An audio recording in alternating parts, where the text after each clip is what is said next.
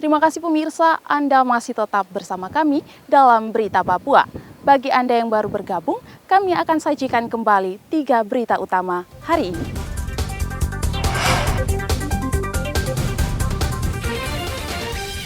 Kantor KPU Jayapura terbakar, dokumen caleg hilang.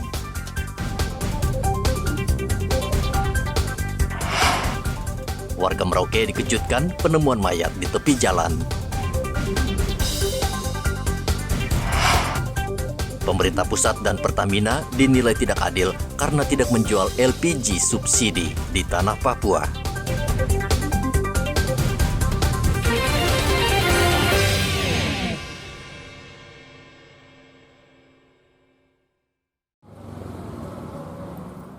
Klinik Pratama Polres Merauke menjadi pilot proyek untuk mendapat akreditasi dari Kementerian Kesehatan. Tim Kemenkes belum lama mensurvei Klinik Pratama agar bisa mendapat akreditasi sehingga pelayanan lebih baik dan profesional. Kepala Klinik Pratama Polres Merauke, Dr. Rahmadani mengatakan ada 109 butir di survei Kementerian Kesehatan seperti tata kelola klinik, mutu keselamatan pasien, mutu sumber daya manusia, dan lainnya. Survei ini dilakukan untuk mencapai standar mutu pelayanan kesehatan kepada warga dan pasien. Untuk penilaian akreditasi ini ada beberapa penilaian, Pak. Di sini ada 109 elemen penilaian. Jadi yang dinilai itu ada 3 bab. Yang pertama TKK, tata kelola klinik. Di sini yang dinilai SDM-nya. Yang kedua itu peningkatan PMKP ya, peningkatan mutu dan keselamatan pasien. Di sini kita dinilai mutu dari klinik itu sendiri, bagaimana mengelola faktor resiko yang terjadi di klinik, terus keselamatan pasien terjamin di klinik.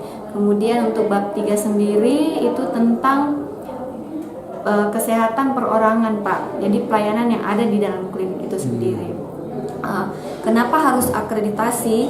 Jadi memang persyaratan ini untuk semua klinik tahun 2023 Desember semua harus terakreditasi.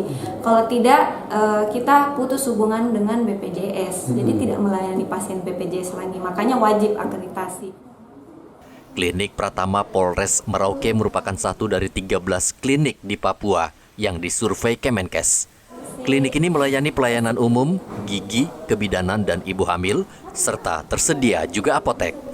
Klinik ini memiliki 16 personel dan 3 dokter dan sejumlah perawat, dan perlahan klinik akan dilengkapi peralatan sesuai standar yang ditetapkan.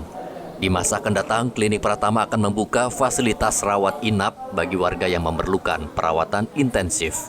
Muhammad Ridwan melaporkan dari Merauke, Papua Selatan.